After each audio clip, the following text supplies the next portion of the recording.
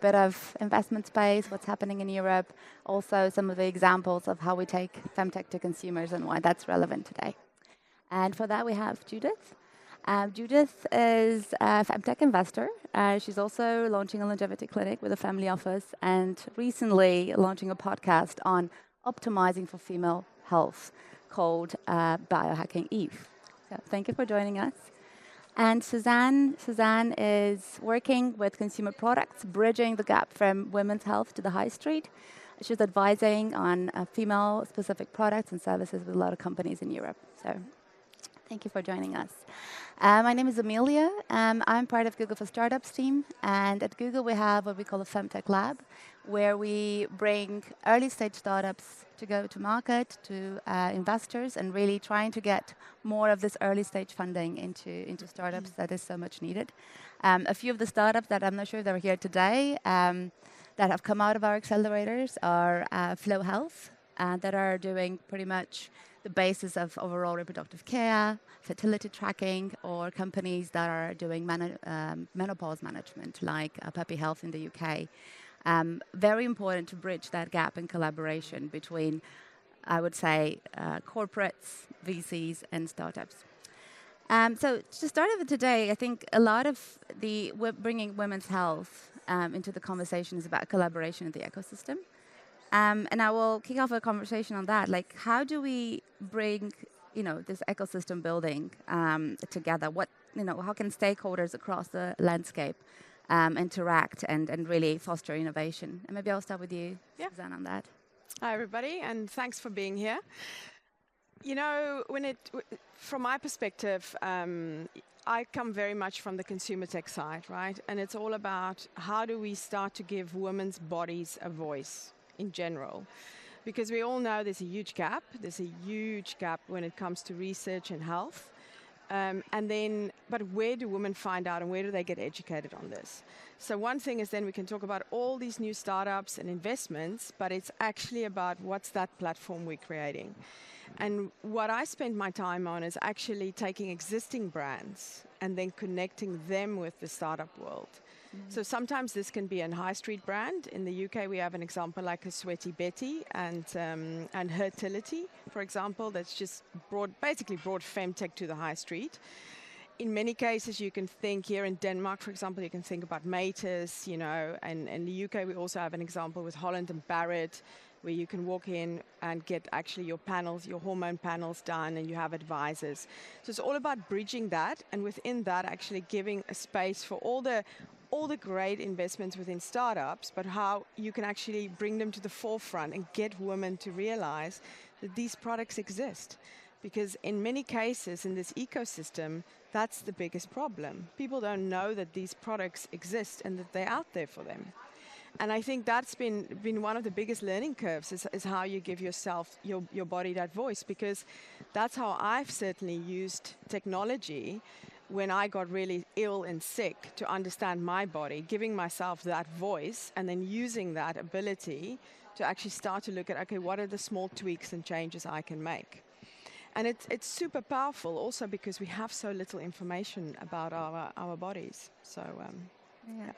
So true, so true. And it comes from the top, right? Like what I see in terms of investments, and it's a big space, right? So FemTech, I think the reason why we're here talking about it today as well, it's a 60 billion market by 2027, right?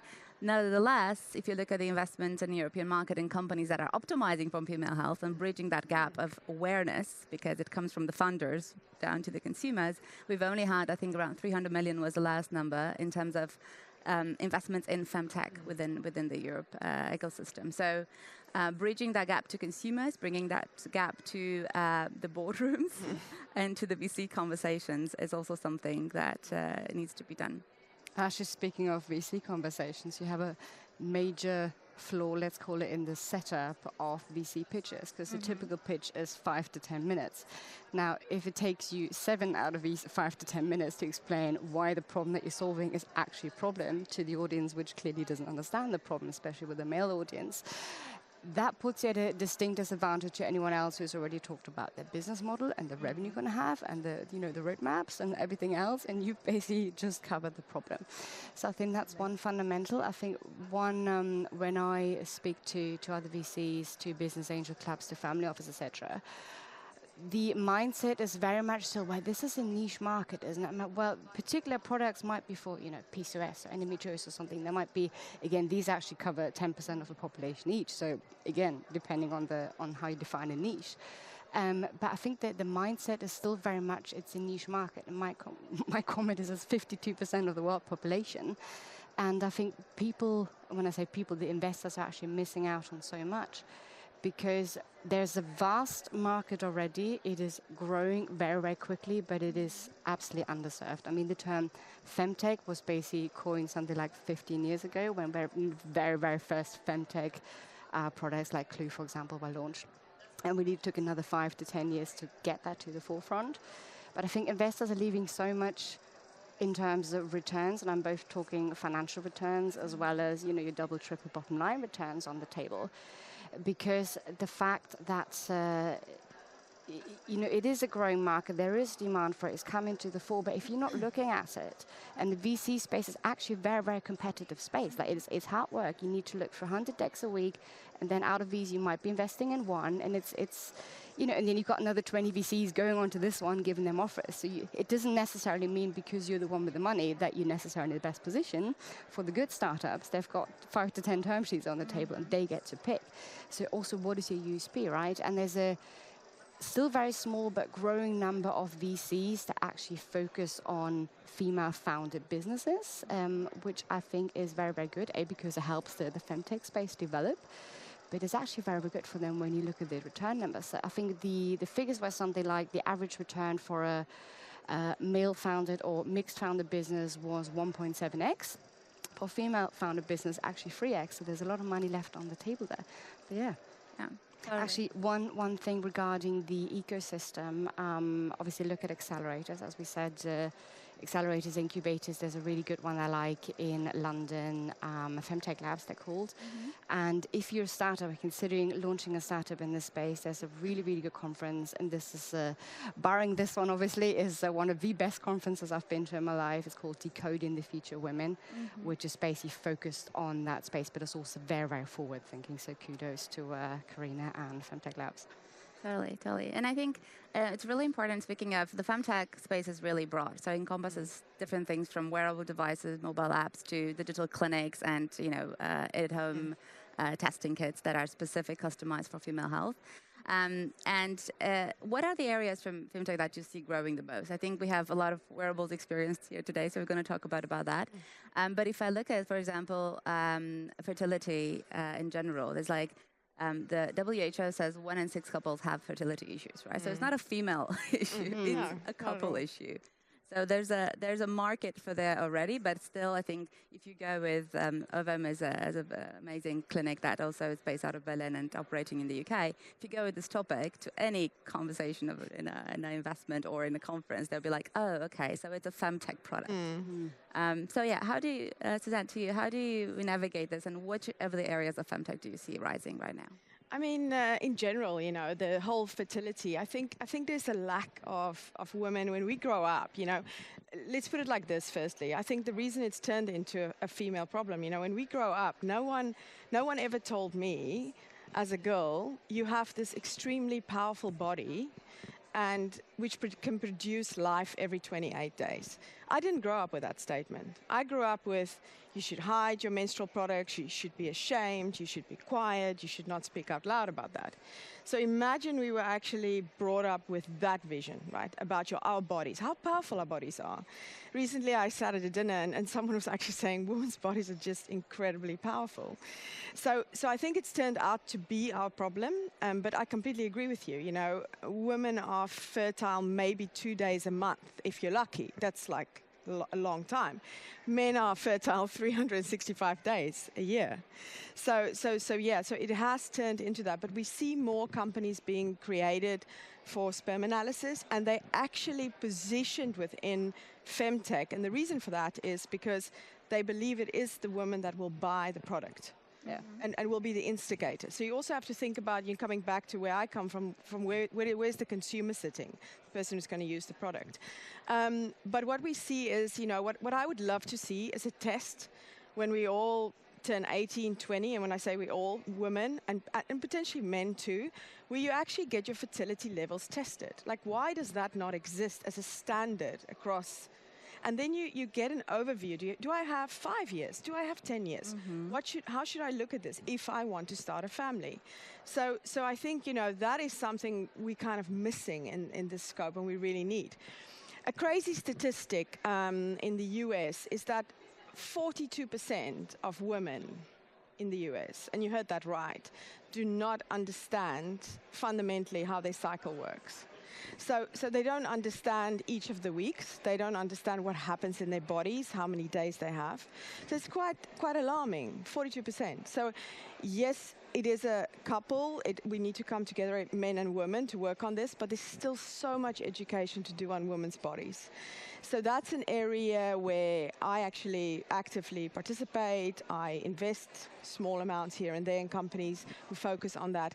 And I'm encouraged to see companies like Aura connecting themselves to natural cycles, Whoop starting to bring it in. We see it more, where you can get an awareness of your body, and actually understand what is happening, and understanding body temperature and connecting the dots there. So that's what I really believe. I believe we're still very much we're educating. We're really still educating people on this, because we all know, so we think everyone else knows, but that's not the case.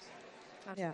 We see companies like Ava in Switzerland also coming for more non-invasive ways for fertility tracking, and Clue and Flow and some others that have paved the way and kind of educated a lot of both female and males over the last years. And it excites me when I hear from women, wow, I'm only using my wearable, whatever that might be, and a tracking app, and I've thrown away my contraceptive pills.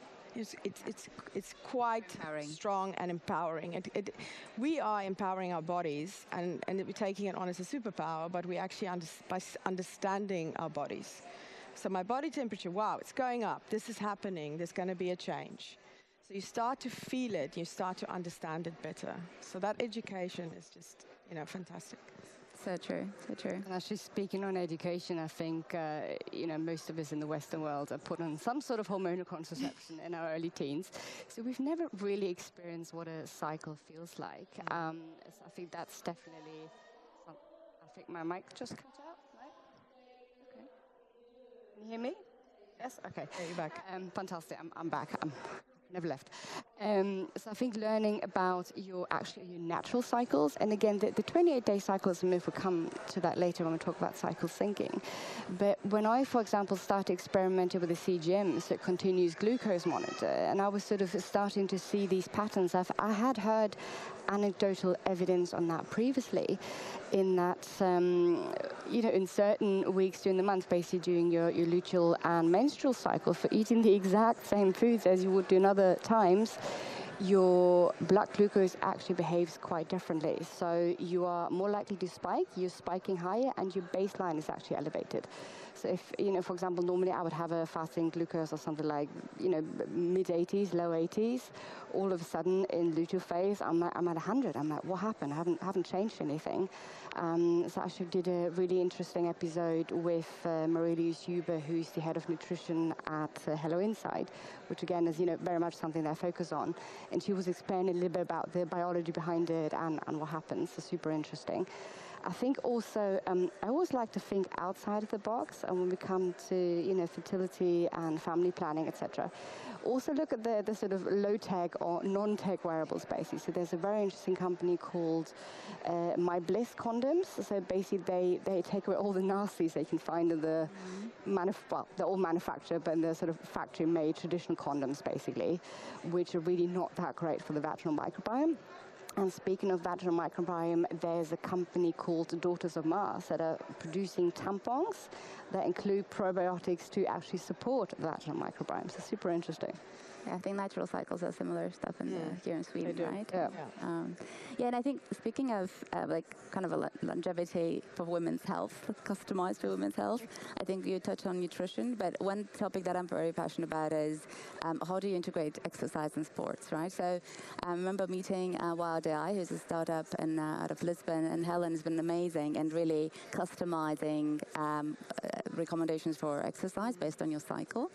And with her, learning that actually only 8% of sports research is ever done on women. So we literally have no idea of, like, according to the different phases of your cycle in the month, what is the type of exercise, how much cortisol should you pump up into your body. So Wild Eye is a good example of that. Have you seen, what trends do you see in terms of really customizing? We're talking about nutrition, exercise, sleep potentially as well for women. Look, I think we're at the cusp of that. I mean, I don't know if you just noticed, Aura just acquired Very, and there's a very big reason they're doing that, because they have also decided. I mean, one of the things, being a big promoter of wearables and actually having a wearable and giving your body that voice so you understand it, and turning overall health into a little hobby for yourself, right? Like, because it's so important, because if you don't take care of your body, then this is all we have, right? If your health is everything, and the sooner you start, the better. But they have realized that, and one of the things I've discussed with them is, why is it that my app interface is the same as yours and yours? So when we open the app for the Aura, we have the same interface with different people, and this is in the same gender. So then think about men. Why is it still the same? We should have different pathways, different journeys within the app. So they are really bringing that together, and this is the best example I can give, because, as you said, we've realized how we should train is so different fundamentally, because we have these 28-day cycle. And it's also different. You can't say all women behave the same way in each week, because I'm a classic example where I don't follow the general path. So, it's so for me, bringing all of those elements together and understanding, right, so when do I do what kind of fitness, based on when you have an understanding of your hormonal levels, because I think that's super important. Plus, of course, a great stress hormone, cortisol, which reacts in our body. When we wake up in the morning, our cortisol is up, because the reason for that being, that's the biggest event for our body, is actually waking up and physically getting up, right? It's the most stressful event for the day for the body. So, and again, with women's hormones, that reacts differently, and how that then works within that cycle. So for me, what's encouraging is seeing the acquisitions across the ecosystem, within wearables, within different apps where you combine it. Helen is a great example with Wild AI, but I also feel we need like a full picture. I still have an Excel spreadsheet on my health, because that platform, and I know there's a couple of platforms out there, but I don't feel that platform exists today in that format. So for me, I feel there's still a lot of work to be done there, and something that can actually be created. Maybe we need to do it specifically just for women, but you actually bring all the elements together, and you give people a choice on how they want to track. I think we're still missing that, but it's a journey, and we will get there. And at least understanding, I always say, start to track. Just start with one thing, because one thing will lead you into the next thing, and you will start to feel your body, because sometimes we just need to see a graph or hear a voice to get us there. So yeah, so I'm very encouraged, and I really believe in a future where, being led by sensors on the body as a guidance, and then actually really starting to feel, and then also including a lot of the discussions we've had on the stage, as you feel that you need and what you want to focus on, and combining that. And to me, that brings also, how do I create my fitness plan? How do I go about my week? Yeah, totally. And maybe a segue question to that. I think we're in a space where a lot of people are very much health aware, and they, we had a lot of conversation and awareness on this. But how do you bridge this to the high street? Like, how do you bring this into, the consumers out there that maybe have routine and jogging once a week, but they don't really know. And I know that you were involved in the Aura partnerships lately. Yeah. So I'd love to share about that. So there's been a couple of things. So there's Lululemon and Aura just recently did a partnership, and of course Lululemon have a very strong base. So bringing that awareness to that audience as well, and you know, quite a few of them maybe do not wear the ring or do not wear a tracker. Then I think the thing that excites me the most is because I believe, specifically for women's health, because there is no platform, we need to bring it to a high street. We need brands to encourage that. And the Sweaty Betty example was actually great because not only did they bring in fertility, and then that is from fertility to menopause, by the way. So you can get your kit, you can do the test yourself, and then you drop it in. And I'd love to see some of that here in Denmark as well. I'd really like to see that moving forward, and actually, in fact, in every single country in the world. But at the same time, they created leggings, for example, for women that's leak-proof and period-proof, and they launched it as one package. So they launched their existing product, which is in the market. People trust Sweaty Betty to give them that. Plus, then they brought FemTech in. And I think that is such a strong example that you don't just focus on one area, but you actually combine it. So for me, that is what excites me. I would love to see someone, you know, in the UK like Space NK in this space, becoming a little more health orientated, little strongly focused on that part. Here in Denmark, you know, I'd love to see Matas step into that position. I really feel there is a lot of opportunity here, you know, and bringing it onto the high street. And that is something I'm very passionate about. And as you said, I spend a lot of time with the different brands and then also with the high street brands currently, because this is lifting off as we speak. Yeah. We need to bring this in front of the masses as well. Yeah, and I think cycle syncing is super powerful tool if you know how to do it. Again, it starts with listening to your own body, which sounds, you know, especially for the alpha go-getter females, like this is all a lot of, you know, woo-woo, but I think it is worth doing that. You will also really start to notice a shift if you go off hormonal contraception.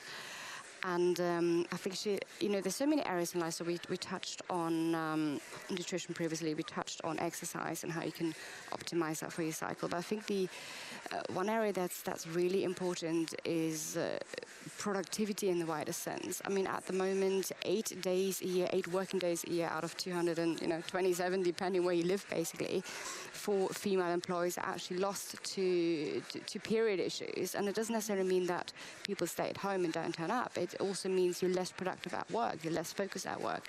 And it's also the indirect tax that you as a woman are paying for that. And if you can optimize for that, for example, there's an app called face.io that's currently in beta. I think they're launching, sort of final launch end of the year, early next year. And basically all they're doing, not all they're doing, but basically the idea behind it is that you can say, okay, when should I be when should I be on stage? When should I go for an interview? When should I have a, date? So that's around ovulation, massive difference if you're doing photo shoots, if there's a presentation you need to give. But if you want to do more introspective work, also more critical work. So for example, as a VC in this, sharing something very personal, but as a VC, I know which weeks I will look at decks and think like, this is all a load of rubbish, just everyone just go away. And 2 weeks later, I'm like, if they tweak that a little bit, I'm starting to see the angle. If they tweak that a little bit, change the business model, change the angle, there might be something there. At the same time, that grumpy critical phase is actually very good for sort of reviewing your existing work. So it could be, it could be, your life's plan, basically saying, okay, how are we actually moving towards that? What do I actually facing myself need to implement, but also reviewing, say, if you've written pitch decks or whatever it is previously, go through that in your grumpy phase, because you'll start to see a lot of mistakes and you'll start to find the criticisms that other people will come back to you with. Yeah. I think you touched on like productivity, and also, I think a big topic that's very close to my heart right now is that, throughout the phases of optimization and midlife, we also reach perimenopause and menopause, right? And it's like 47 million women go into menopause every year. still a huge number. At Google, I actually run a group that is supporting women through a lot of information and accommodation on this topic. Still, I think we have Maven Clinic in the US, who is is like expanding rapidly in Europe with menopause management and support. Peppy Health in the UK, but still it's very, very early stages of acknowledgement, and that has an impact on your performance in the workplace and at home, and again impacts the whole family. What do you see in that space, Suzanne? Anything that also bridging that wearables to the high street component?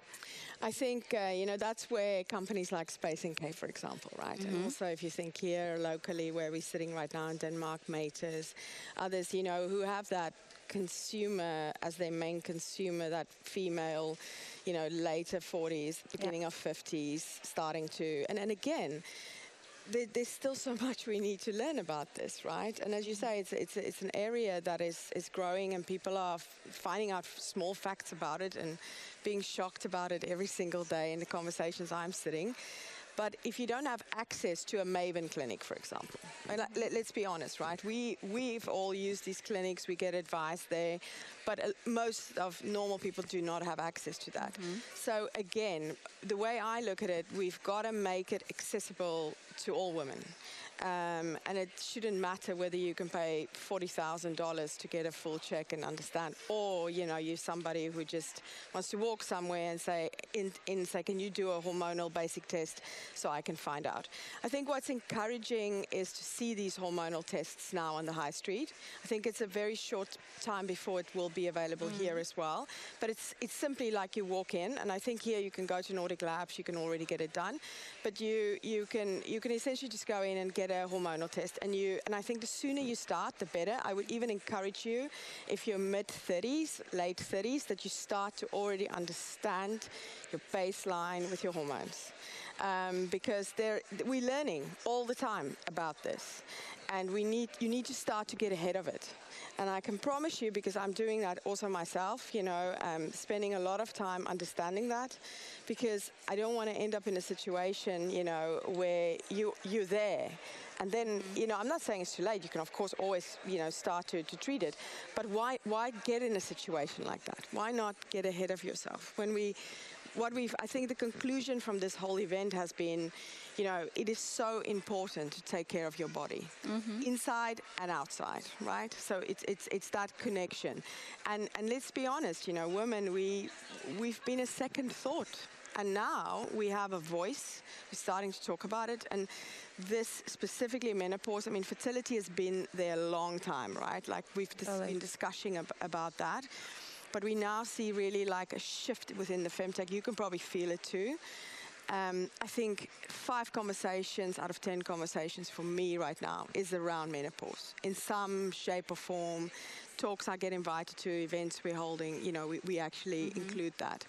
So that is what I would say, just, is what I would love to see, because we got to take it step by step. We can't tomorrow say, hey, we're going to wake up and this is going to be everywhere, because we know we've been talking about it for almost 10 years, all of us in this group, but, it's starting to become a reality, normal, a woman who just, one day doesn't feel very good can actually walk into spaces and get a concept. Isn't it crazy that we don't have a standard test like that? And that you can't go back, to see, you can't go back to see what your hormone levels were. So it's like the sooner you start to understand it, the better. Yeah, and really, that's the encouragement, Totally, and I think also normalizing that conversation, right? Because it does start also, working within corporates.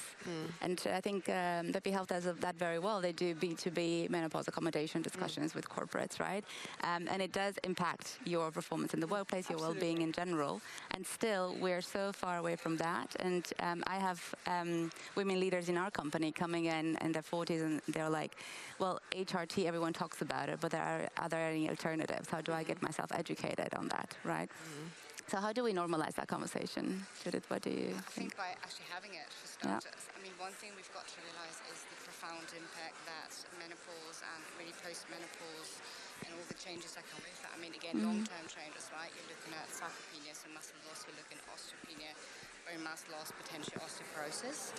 And I think the other thing we really have to bear in mind, especially around the whole longevity conversation, again, I'm building clinics, etc. So people do want to get to whether it's 80, 90, 100, 120, etc. What we've got to realize, we're getting to this point as people live longer, and already women are living longer anyway, that we're about to spend more time, on average again, past menopause than we are before in our lives. So what does that impact actually have on us? I mean, there's a couple of interesting things. Again, I always encourage people to look further. Don't just look at FemTech to solve your problem, look at the wider space. For example, one portfolio company of mine that I absolutely love, so I've used EMS training in Germany for the past something like 15, 20 years, been a massive fan. I've lived in the UK many years. We didn't really have it there. And now that I'm back in Germany, I've restarted that, but there's actually a US company called Catalyst. They've developed the first FDA-approved EMS suite for the home, and there's a whole debate of dry versus wet EMS, but that's the first one that actually really works. And the thing is, as a woman, especially as a woman, when you get to menopause, you need to start lifting weights. Like, if you haven't done it before, this really is the time to get on the gym floor, do something at home, whatever it might be, because that has a massive impact on your overall health. I think something like 80% of your systems are actually affected through the decline of estrogen, because it's very, very geroprotective. And actually, the other interesting side effects that catalysts have seen is obviously, again, muscle building, bone density, is your pelvic floor health is actually impacted because you're working on all the muscles in the body, including the connectors. You can strengthen your knees, your hips. You're less likely to fall later on in life. But pelvic floor, obviously, for women who've had babies, urinary incontinence is a problem. Again, no one really talks about this. And yes, there's an improvement in sexual function in both men and women as well. So it's a very all-round, device. Holistically for the family. Yeah. So to that point, I think we touch upon femtech areas of fertility, menopause management, etc. Like going into more mental and also physical well-being, right? Like we have a lot of apps, we're tracking a lot of things. How would you maybe the basic steps of 1, 2, 3 for people that are not there yet? What can you do when you go into that space? So I think, if you just want to start, if you've got some area in your body or something that is concerning you, what I always advise people, find out what that one thing is, and specifically for women, because, these apps are very overwhelming, specifically the apps connected to Aura, the Aura app, the Whoop app. And the reason for that is because these user journeys have actually been built for the male body. It's been built to understand that body. And then over time, we've added women's health, we've added, different apps for the menstrual cycle, we've added apps that focuses around menopause, body temperature. So we've added all these partnerships, which is so encouraging. And, this is also, we both work in that space, and that's encouraging because we know that's a simpler route than creating for women from the start. But the future with AI as well, becoming more personalized, we will start to see that. We will for sure start to see more, personalized screens as well. But if you're starting out, I would say start with sleep and stress. Those are the two areas, and it's a very simple, and I'm being very generic now, but I would start there. Because from there, you can actually understand, how does that affect my menstrual cycle? How does that make me feel every day? Having just an overview of your heart rate during the day, if you're in meetings, whether you work for yourself or you work in big corporate, just getting a feeling for that and seeing that visually already takes you forward. A wearable should never be your main guide, but it should teach you about feeling your body and giving your body a voice. Because that's the biggest part of this. It gives you that voice, and it helps you then to put the bricks together and to say, okay, maybe I need to go for a blood test because this is worrying me. I'm starting to see my body temperature fluctuating a lot. And we know for women, our body temperature by far, is one of the most critical areas we need to track. If you just track your body temperature and you understand your cycle, you're basically already empowering yourself on your body. It's as simple as that. So, start somewhere which is easy, and that will actually fluctuate then into your fitness routine. You'll start to feel it. It's all about this, and this is why I always say, turn your body and your health into a hobby. Because we all love hobbies, right? Like hobbies keeps us, it connects us to people, and this is what health does too. Look at this community here. It connects you, it brings you closer, so it has that mental wellness area too. But in general, it compensates every single area of your life. And nutrition, it brings everything together in a circle. So that's what I would say. Start very simple, tracking sleep or stress, just to, then look at how that affects you. And specifically for women, you can also, always keep an eye on body temperature. Most wearables are tracking that now. It's not, that is a given, it's a hygiene factor. And start to look at the basics, and then you'll start to see after, I would say give myself 3 to 6 months if you're starting out, and then start to integrate and see what else you want to focus on. Yeah. Judith, what are the ABCs for you? I mean, that's definitely a great start. It's so curious when you actually start wearing a CGM and you have a stressful meeting or, an argument with your spouse or something, your blood glucose actually goes up. Again, stress, cortisol, blood glucose response. I'm not saying that's necessarily the best thing, but a curious one. Do you know what? For me, my number one wearable is on my pillow. I get 9 hours of sleep a night. In luteal menstrual phase, oftentimes 10 hours as well. Just, I need it. I'm just so much sharper. It's the best anti-inflammatory. It's the best nootropic. It's the best, performance enhancer you could possibly imagine. And yes, it makes you live longer as well.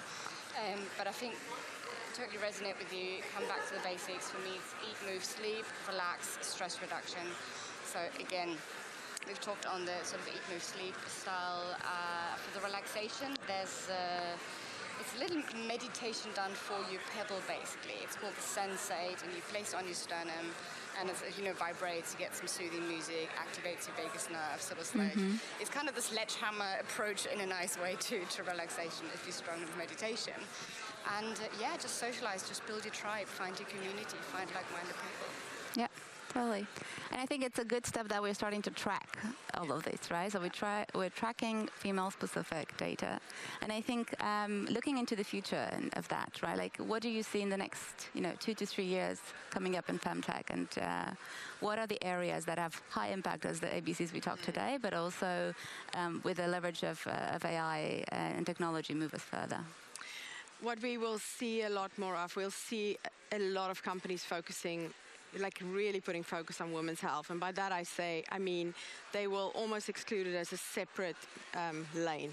Because we will definitely see a lot more of that. Investment, everything will go into that. We're also getting smarter, with the fertility. If you speak to a lot of these VPs of product within WIP and Aura, it's encouraging to see also female doctors moving into that space, really understanding the female body. So we'll start to see personalization. AI is definitely going to be a big part of that. You cannot have a panel like that without mentioning AI because of the personalization of each of us, and we all individual human beings. And we will see a lot more of that coming in as well. You will kind of have, I think, ultimately in 2 to 3 years, you will see everyone will have a health assistant of some sort included with one of these devices. And I think it will also go into different health wellness centers. We will see health and wellness holidays, specifically for women, tailored for that. I know we've got retreats today, and retreats are great, but I think it will take a next step. It will take actually like, I do not feel good, can I go in here? And it will compensate from tech to eating, to movement, to, how you sleep and how you build that package. So I really believe those are sort of the key trends. Also CGMs, continuous glucose monitors, for anybody who do not know here what it means. I believe they will become like Apple Watches, as common as that in the next 2 to 3 years. People, non-diabetic people will actually just wear them 2 to 3 times a year to have a check-in on their glucose and understand their blood sugar. So, that is the areas I really see, and that will be brought in, and we'll even get smarter learning from that data and how that gets put together, right? So. I'm very encouraged. I think it's only getting better. I can only mirror that. I think hyper-personalization trend. I mean, there's one statistics I always like to quote is that the average human being has got one breast and one testicle. So it's obviously the male-female differentiation, but I think even within individuals we definitely need to dig more into that. As we have more data, we have more to learn. So you've mentioned Berry already. There's a Swedish company called Svexer, which is basically building the AI integration, the data layer for a lot more wearables around that. Yeah, so that's definitely the way to go. Actually, one thing before closing, there's a very interesting report. It's called FemTech Futures 2035, which touches on a couple of sub-verticals. But what I found really, really curious, the last 2 pages featured 2, obviously, fictional persona of what we're actually going to live like and all the different, gadgets, but also the different attitudes that hopefully will have pervaded or will start to pervade our society by then. Great, thanks. Great. Yeah, I think it's really important. I like that we touched on women's health optimization and bringing it in the home and making everyone aware of it, which actually is going to lead to the boardrooms, to the investor meetings, and is actually going to hopefully really get to that 60 billion a year of femtech investment in 2027. So I love the raising awareness is very important to start with. Do we have time for questions? Okay. One question or so, if we have any. If not, I think we're a bit over time, so. Yeah? Okay, we are. Great. Thank you, ladies. Thank you very much. Thank you. Thanks, Judith. Thank you, everyone.